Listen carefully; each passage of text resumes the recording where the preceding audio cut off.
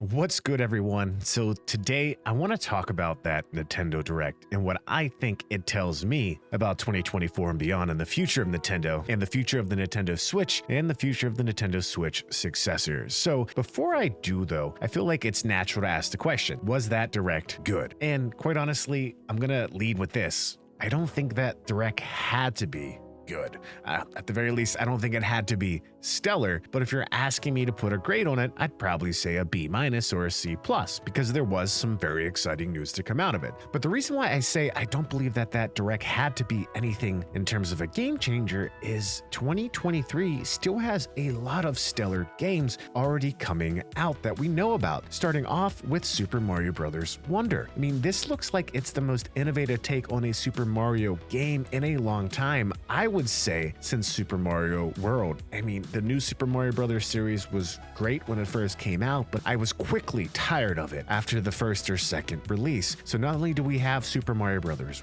Wonder, but we also have a new WarioWare game, and it looks like we have a stellar remake coming up the pipe for Super Mario RPG as well. And I think it's important to talk about that because historically, the final years of Nintendo consoles over the last few generations haven't been that great. I mean, if you look at the Wii U, once the Switch came out in 2017, they pretty much stopped supporting it. Breath of the Wild was obviously cross-generation, and it was a great game on both the Switch and the Wii U. But besides that, I think the only real game I see on Metacritic is Darksiders War Mastered, which I'm a fan of that franchise. But I mean, come on, that is it? You got a 96 scored game and a 77 scored game? That's rough, but I understand why that's the case. 2016 for the Wii U, it was very similar. The best scoring game you see in 2016 is Axiom Verge, which is a great indie game, but it's nothing to sell a console, especially when that's available everywhere else. Now, I will say Twilight Princess HD, that's a wonderful entry. Would love to have it on the Switch, but we don't. But still, nothing to really sell a console.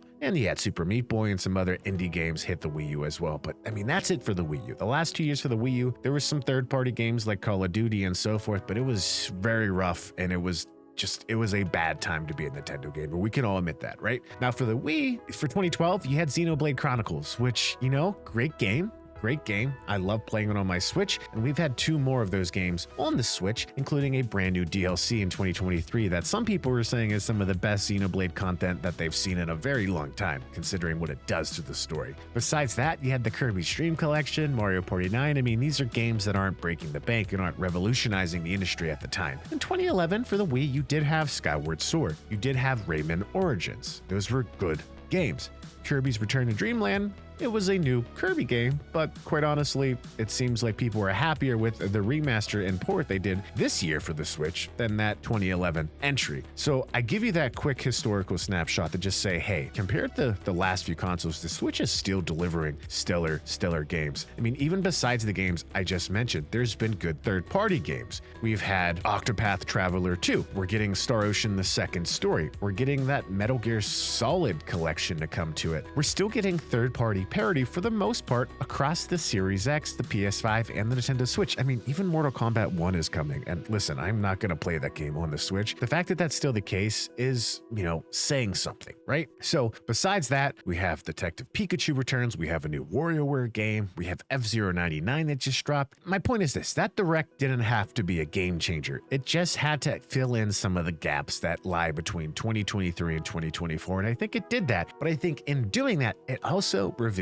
something we're all thinking. Yes, in 2024, the successor to the Nintendo Switch is coming. Now, there's a lot of hints at it. If you look at writings from Nintendo executives like Reggie Fils-Aimé's book, Disrupting the Game, they talk about how in past consoles, whenever they start to push a lot of bundles or inventory via retail marketing strategies out the door, it's because they're trying to do a total category switch, meaning they're trying to get ready for new hardware. They did that for the GameCube in the past, and the GameCube was pretty rough, so they do deep discounts and they find all kinds of ways to do trade and promotional tactics to move the console out the door and move inventory. Now, the GameCube, very poor performance compared to the Switch, but look at 2023. This holiday season coming up, we have multiple bundles. We have multiple new pack-ins of inventory. We have a new pack-in of the Switch OLED. We have another Mario Kart 8 Deluxe bundle, and we have a Nintendo Lite bundle for Animal Crossing. Listen, that's a hint to me, right? And on top of that, we have all this recent news from Gamescom. I'm sure we're going to hear more news out of the Tokyo Game Show coming up next week that the Switch successor is being demoed to developers and publishers. So here's my prediction, and this isn't a prediction that's revolutionary, but it's my prediction that late winter at some point, which could be January or February, we're going to have some type of announcement in a formal way about this Switch successor. Whatever it's called, we're going to hear about it. They're going to at least kind of confirm that yes, it's in the works. I also think that that timetable between the announcement and the release date is going to be very short, just going off of historical practices of Nintendo for the last few years. Nintendo likes to keep its innovations under wraps, and I get that, right? Competition moves quickly and they want to have as much of an advantage as possible. So again, I wouldn't be surprised if we have something in March, April, May, or even June. And it's not a holiday release, but there's reasons to not have a holiday release with new consoles. You allow your inventory and production to get moving pretty solidly, and demand gets met for the most part throughout that summer. So once you do have that first holiday season, not only do you have an opportunity to deliver more games in that holiday window, which it's not really release window, but it's still a very critical time to release games. Think about Mario Odyssey for the Switch. You also have a lot of supply and demand there as well. So come that holiday season after this spring summer release, I think you're going to have a pretty successful year for whatever this Nintendo console looks like. So again, late winter announcement, late spring, early summer release, along with what I would say is a pretty good holiday season. But what about launch lineup, right? What can we say about that? Well, Metroid Prime 4 has been talked about since 2017, 2018, and we still haven't heard a darn thing about it. And that tells me that Metroid Prime 4 is at the very least a cross-gen game at this point, if not a next-gen exclusive. And I think Nintendo has the clout and the ability to change that tune and say, hey, it is next-gen, deal with it, because I think it's smart to use as many games to push a console, right? But I also wouldn't be surprised if it was cross-gen, right? I'm not sure what to expect completely yet with backwards compatibility and how this new successor will boost the performance of Nintendo Switch 1 games, but who knows, right? Who knows? It makes sense to sell software where you can sell software.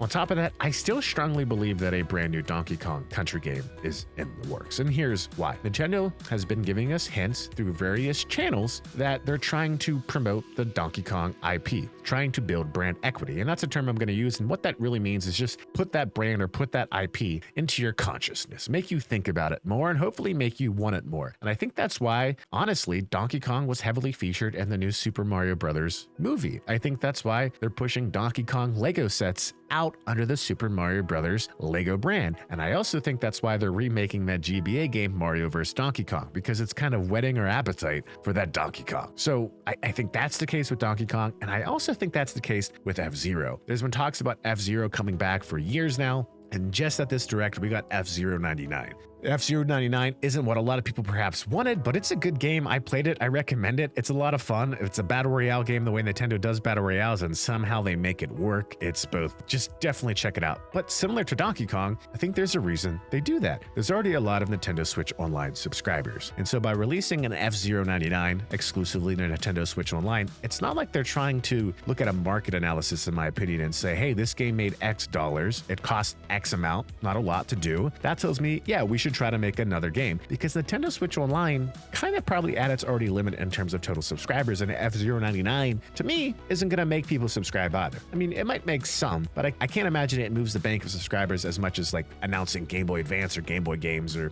games like that coming to Nintendo Switch Online. So this is my point. By releasing that game to Nintendo Switch Online subscribers, I think it's very similar to Donkey Kong in that they're priming the market. They're putting F-Zero back in the zeitgeist. They're building that brand equity up a bit more, because maybe come 2024 near launch window, you launch with a brand new flashy F-Zero game. And with the reports we have about this Switch successor running 60 frames per second, running 4K, I mean, F-Zero is the type of game that you want to show off that type of technical capabilities, right? You want it to be fast, you want it to look good, you want it to feel good. And I think that's a great game to really both make F-Zero fans happy, but also be a sort of tech demo as well for this Switch successor. Again, this is just my pontification. I'm not gonna say this is 100% accurate, but I'm not gonna be surprised if this is the case. If you gave me the reins of Nintendo, this is what I would do. And maybe I shouldn't have the reins, who knows?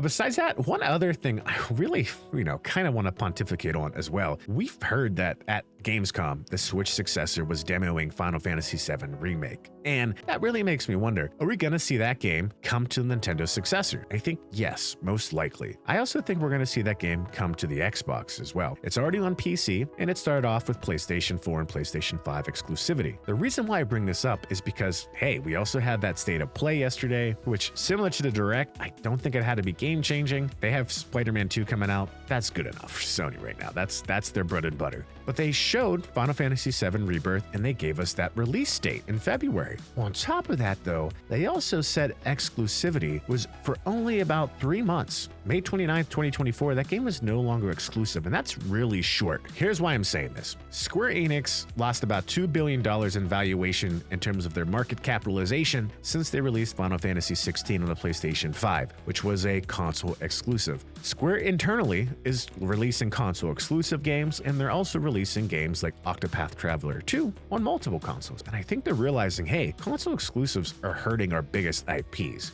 Maybe, when it comes to Final Fantasy VII Rebirth, we should get that on as many consoles and locations as possible, as soon as possible. So with the 3-month or so exclusivity, I'm not going to be surprised if once that ends, you see a double pack collection coming to the Xbox and even the Switch successor. I just think that would be a brilliant idea. Again, a stellar IP to have in that early launch window come holiday window as well. So that's my other prediction, that come 2024, by summer or holiday, you're going to see Final Fantasy VII Remake, and you very well might see Final Fantasy VII Rebirth on that Nintendo Switch successor. But again, this is what the Nintendo Direct tells me. I could very well be wrong. I've been wrong in the past, and I'll be wrong again. But what makes me have confidence in this prediction is my years of experience within high-end industry, within consumer product goods, within brand management, within technology. I just think there are so many indicators pointing to what we're talking about in this video that it's just a matter of probably 7 or 8 months at the very most that we have this Switch successor in our hands. But that's it. Again, thank you everyone. My name is Mark. This is Joyful's Arcade. And if you like the content, please feel free to like and subscribe. And if you don't like the content, dislike it because it still helps the algorithm. And as always, have a wonderful rest of your day.